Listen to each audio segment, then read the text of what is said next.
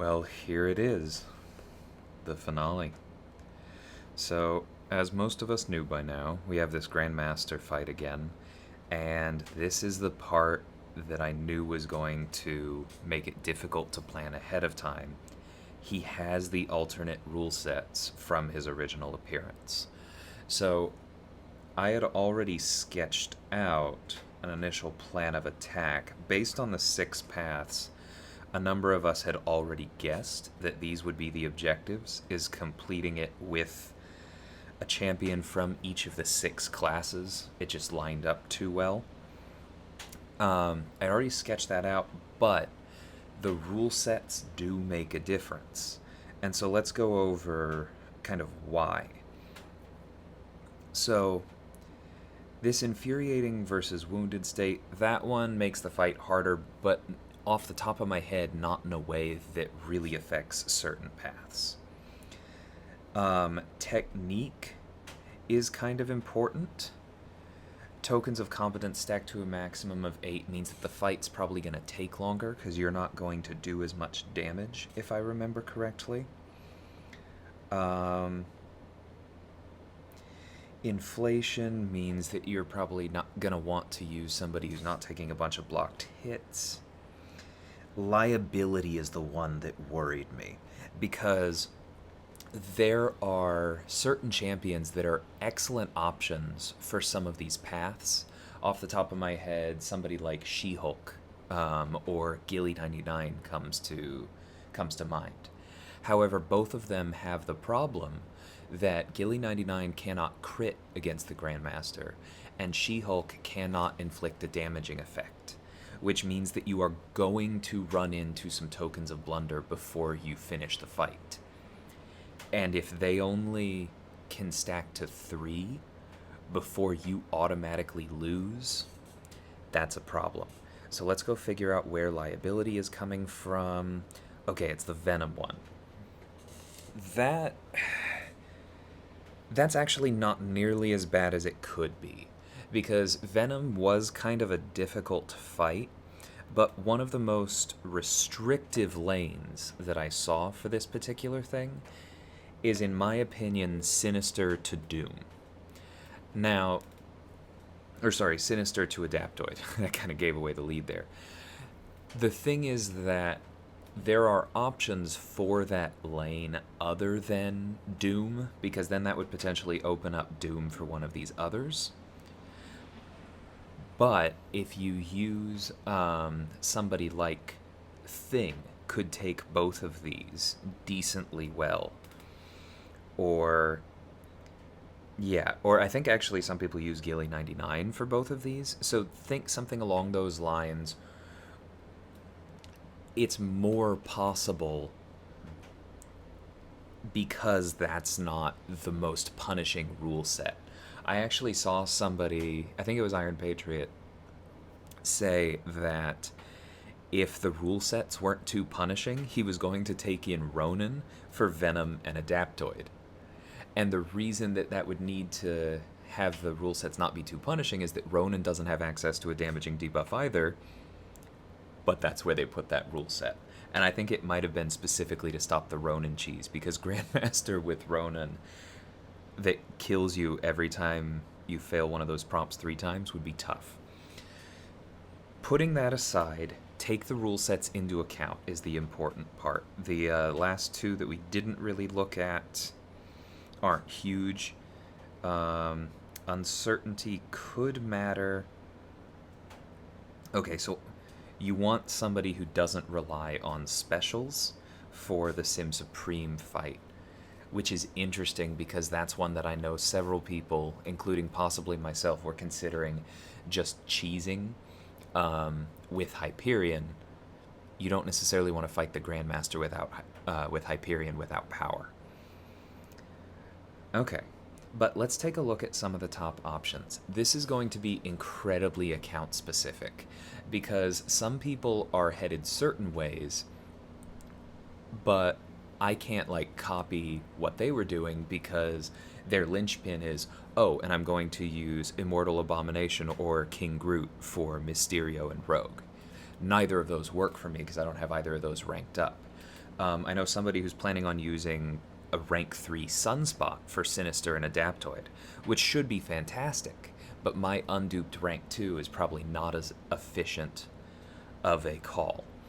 So we're going to be very careful looking over all this, but we need somebody from every class.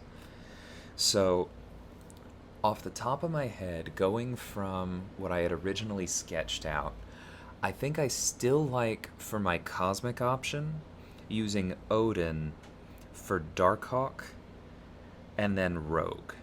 The Rogue fight would be tricky. And invade means she's going to do a ton of damage through block, but Odin might actually be decent for that because Rogue can't crit through block, so his armor should still come into play if I have to block a hit. But of course, I'll do my best not to. And I'll be landing heavy counters to her specials. That should work out.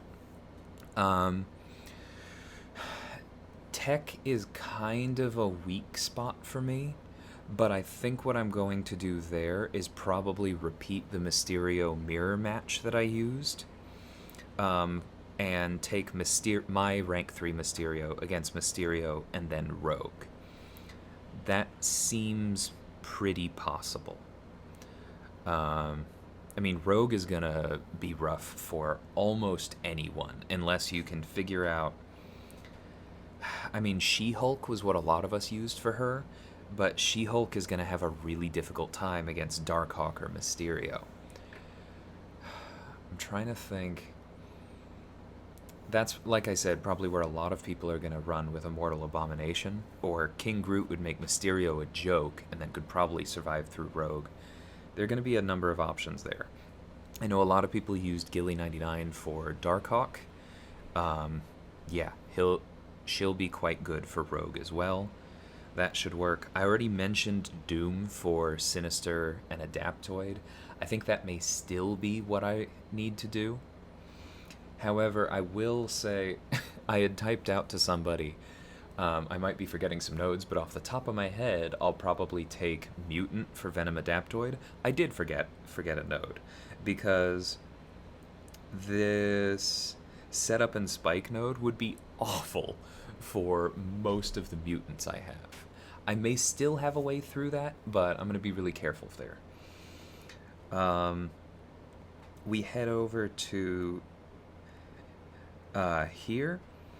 So for Symbiote Supreme, my original plan was to use Mr. Negative, because he should work for Ghost, albeit not ideally. And he should be very good for Symbiote Supreme.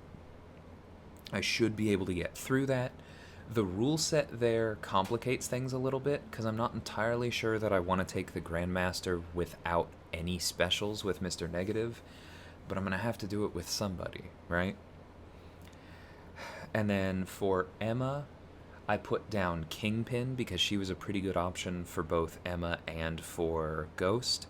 I think that's probably a pretty safe one. So like I said, there are a lot of different options for a lot of these. If you have a rank 3 Doom, I think that kind of makes at least one of your paths easier. Probably one of these bottom ones, but there are a number of different ways to do that. Doom is also one of the best options for the Grandmaster, so if you have him, I would recommend doing that lane first, as I'm going to do. I think Kingpin will work for other lanes. Immortal Abomination we've already mentioned. Apocalypse can be quite good. I may not end up using him on Venom, but he could be pretty good for Mysterio and Rogue for some people. I saw a fair number of solos, at least of Mysterio, and I think of Rogue with Apocalypse. I'm seeing Ultron. Corvus is probably going to work for those of you who have big Corvuses. This is just going to be super account specific, so I highly recommend that you just talk it out with a bunch of people and plan, who are your biggest guns. This will be up for 2 weeks, so if you feel like you just cannot get through it right now, I highly recommend farming. Whether that takes the whether that takes the shape of going into arena and picking up units, or going to any of the places where revives and potions are more likely to drop and picking them up there. There is absolutely no shame in item use for this. While I'm sure there will probably be a couple of videos by the end of this of people doing this either without items or without revives, or at least one of these paths, the solos were hard enough when it was one of these fights, let alone two of these fights, followed by the Grandmaster, where things can just go wrong. So don't worry about that if that's holding you up. The other important thing to mention is that the rewards for the objectives, while incredibly juicy, we haven't looked at those yet. The rewards for the objectives are right over here. We have the Summer of Pain finale. So 30,000 6-star shards, a full T5cc of your choice, or the ability to finish up others, a healthy chunk of rank 4 materials, and 75 more Sig Stones, means that if you can, you should get all the objectives. However, that's separate from exploration rewards. Exploration rewards are definitely nice, don't get me wrong. That's another half of a T5cc, or finishing up 2, another 15,000 6-star hero 6-star shards, which is, for a lot of us, an extra pull of a feature crystal. All of these T5B and T2A, I mean, that's basically working your way towards another rank 3, or at least a rank 2. These are significant rewards. However, you can max out the objectives without earning these. If you only have a couple of options and completing this with one out of every class is going to be a big lift, you can do completion, get solid rewards, get one of the objectives automatically, because remember, that's going to be 5,000 extra 6-star shards no matter who you complete it with first. And you could just go down one of the paths 6 times with different characters to get the objectives without worrying about exploration. I would actually recommend that over trying to get exploration but giving up on the objectives, given the relative weight of the rewards.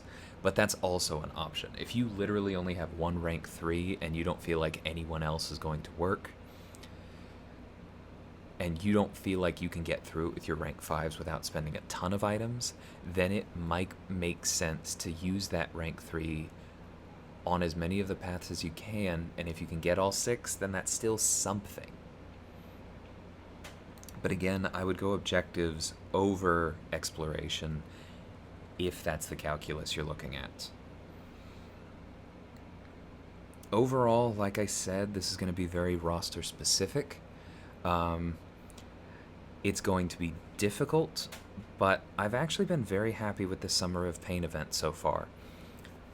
I didn't really care for the Symbiote Supreme fight, as any of you who watched my video that week already know, but I think all of the rest were pretty well designed, and they weren't that hard for those of us with really broad rosters or certain skill sets. But that makes total sense, because now we have to do 2 of them in a row followed by the Grandmaster, which is famously one of the most skill-intensive fights in the game. And so doing that cheaply, it makes sense to have the individual fights be, quote, on the easy end, because now you have to double them up. So I really think this event has been great. I had said when this first leaked, the image of this final level here, that I probably wasn't going to bother exploring it unless the objectives were really good, and the objectives are really good. So I'm definitely going to be maxing this out. I have a decent number of items saved up, and I'm going to farm more over the next 2 weeks, and as you can see, I've got 3,000 units. I would consider blowing all of those to get these objectives to be worth it. So let me know who you guys end up using. Are you planning on doing one path? Are you planning on going for objectives and not exploration? Are you going to go for the whole thing? How much are you prepared to spend? Have you already done some of it? Let me know in the comments. And I should also say, as we're heading into this next war season that started today, there's going to be more content coming up because I'm pretty on top of my war videos. So if you enjoy what I do here, please go ahead and subscribe.